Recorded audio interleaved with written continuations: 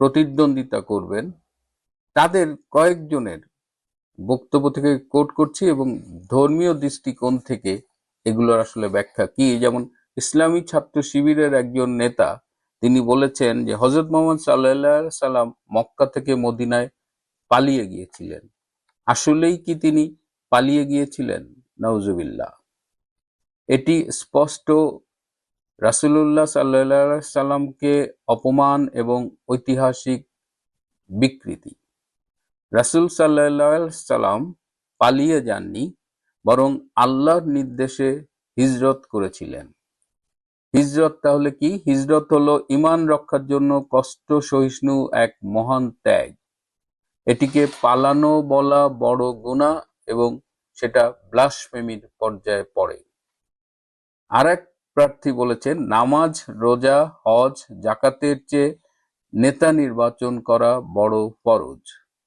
অথচ আমরা জানি যে ইসলাম ধর্ম অনুযায়ী সবচেয়ে বড় ফরজ হলো ঈমান আনা, আল্লাহ এবং তার রসুলের প্রতি সঠিক বিশ্বাস স্থাপন করা হলো সবচেয়ে বড় ফরজ। তারপরের ফরজ হলো নামাজ, তারপরে রোজা, হজ, যাকাত এগুলো ফরজ। কিন্তু এর উপরে এই যে নেতা নির্বাচন করা, এটি কোনো ফরজ বিষয় না। সুতরাং এটা ইসলামের ফরজকে বিকৃত করা, যা গুরুতর গুনাহ। আরেক নেতা বলেছেন, আল্লাহ সিদ্ধান্ত নিয়ে ফেলেছেন, এবার জামাতকে ক্ষমতায় নেবেন। অথচ আমরা জানি যে কেউই আল্লাহর গায়েবের খবর জানেন না। কোরআনে স্পষ্ট বলা আছে, সূরা আন-নামল, গায়েবের জ্ঞান শুধু আল্লাহর কাছেই। সুতরাং এ ধরনের দাবি, গায়েবের জ্ঞান দাবি করা, যা গুরুতর পাপ। আর এক টাউট, সেই ভারতীয় এক নায়িকার আবার ভক্ত, সে বলছে জামাতে ইসলামকে একটি ভোট দিলে 18 কোটি মানুষের নামাজের সওয়াব পাবেন। এটা ইসলামিকভাবে নির্লজ্জ মিথ্যাচার। সওয়াব শুধুমাত্র ইবাদত ও ভালো কাজ থেকে পাওয়া যায়, ভোট দেওয়া থেকে সওয়াব পাওয়া যায় না। এ ধরনের মিথ্যা সওয়াবের প্রতিশ্রুতি দেওয়া, ধর্মকে বিক্রি করা, মানুষের ঈমান নিয়ে খেলা, বড় রকমের গুনাহ। আবার একজন বলেছে জামাতকে ভোট না দিলে আপনার ঈমান থাকবে না। অথচ আমরা জানি ইসলাম ধর্ম অনুযায়ী ঈমান নির্ভর করে আল্লাহ, রাসূল, কোরআন, আখিরাত, ফেরেশতা, তাকদীরে বিশ্বাস ইত্যাদির উপর। কাউকে ভোট দেওয়া বা না দেওয়া কখনোই কাউকে মুমিন বা কাফির বানায় না। এ ধরনের কথার নাম হলো তাকফির, অর্থাৎ কাউকে অবিশ্বাসী ঘোষণা করা, যা ইসলামে খুব কঠোরভাবে নিষিদ্ধ করা হয়েছে। আবার একদল বলছে জামাতে ইসলামীর যে মৃত্যুর পরে প্রথম প্রশ্ন হবে আপনি কোন মার্কায় ভোট দিয়েছেন। এই যে জামাতের যে মহিলা রাজাকারগুলো আছে, এগুলো বাড়ি বাড়ি গিয়ে মহিলাদের কাছে গিয়ে এগুলো বলে। অথচ আমরা জানি যে কবরে প্রথম প্রশ্ন হবে যে তোমার রব কে, তারপরে জিজ্ঞেস করা হবে তোমার ধর্ম কি, তোমার নবী কে। ভোট নিয়ে কখনোই কবরে কোনো প্রশ্ন করা হবে না। এটা বলা মানে হলো আপনি ইসলামকে নিয়ে ঠাট্টা করতেছেন। এটা ধর্ম নিয়ে একটা বড় মিথ্যা উদ্ভাবন এবং এটা একটা বড় গুনাহ। আবার দেখলাম যে একজন বলছে মসজিদের ভেতরে আজান দেওয়া জায়েজ না। অথচ ইসলাম বলছে আজান মসজিদের ভেতরে, মাইকে, মিনারের নিচে, সব জায়গায় দেওয়া যায়। মসজিদের ভেতরে আজান দেওয়া নিষেধ এমন কোনো প্রমাণ নেই। আমি এই বিষয়গুলো নিয়ে আজকে একজন ইসলামী স্কলারের সাথে কথা বললাম। তা আমি তাকে জিজ্ঞেস করেছিলাম যে জামায়াতে ইসলাম নামে একটা রাজনৈতিক দল আছে বাংলাদেশে, তো তারা এরকম এই যে এসব বক্তব্য দিচ্ছে, আমি এই এক্সাম্পল গুলো দিয়ে বললাম যে এগুলো কি ইসলামের সঙ্গে সামঞ্জস্যপূর্ণ কিনা। তো তিনি আমাকে বললেন যে না, এগুলো আদৌ সামঞ্জস্যপূর্ণ নয়।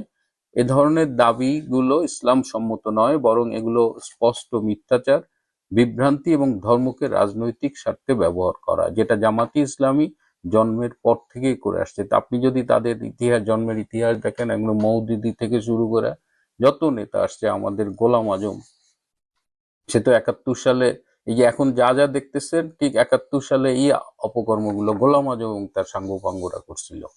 তো তিনি ইংরেজিতে বলেছেন, আমি আলোচনার সুবিধার্থে বাংলা করে নিয়েছি। তিনি বলেছেন যে ইসলামের সবচেয়ে বড় নিষেধগুলোর একটা হচ্ছে ধর্মীয় বিষয়কে বিকৃত করে মানুষের কাছ থেকে স্বার্থ আদায় করা। হাদিসে আছে, যে ব্যক্তি আমার নামে মিথ্যা কথা বলবে তার জন্য জাহান্নামের জায়গা প্রস্তুত। রাজনীতির জন্য ইসলামকে বিকৃত করা আরো বড় গুনাহ। তা আমি জিজ্ঞেস করেছিলাম যে এসব বক্তব্য থেকে ইসলামের দৃষ্টিতে কি গুনাহ হবে, মানে কি ধরনের গুনাহ হবে যদি ইসলামের অপব্যবহার করা হয়। তো তিনি আমাকে বলেছিলেন, আল্লাহ ও রাসূল সাল্লাল্লাহু আলাইহি সাল্লামের নামে মিথ্যা বলা এটা হলো বড় ধরনের কবিরা গুনাহ। ধর্মকে রাজনৈতিক উদ্দেশ্যে ব্যবহার করা হলো গুনাহে আজিম।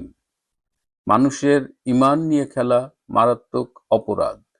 কোরআন হাদিস বিকৃত করা, এতে ঈমান নষ্ট হওয়ার আশঙ্কা তৈরি হয় এবং মুসলমানদের মধ্যে ফিতনা ছড়ানো কঠোরভাবে নিষিদ্ধ।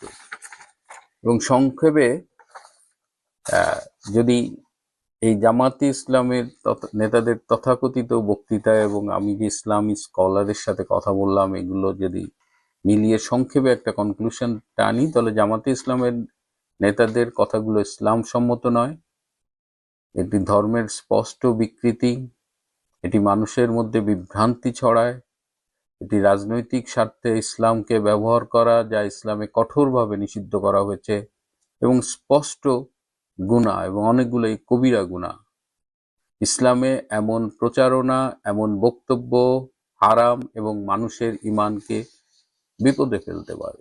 আরেকজন হলো এই চট্টগ্রামের শাহজাহান চৌধুরী, গডফাদার, একসময় এমপিও নির্বাচিত হয়েছিলেন। তিনি তো হুমকি দামকি দিয়ে বেড়াচ্ছেন, বলেছেন যে আল্লাহ আমার জন্য সূর্য ঠেকিয়ে রাখবে।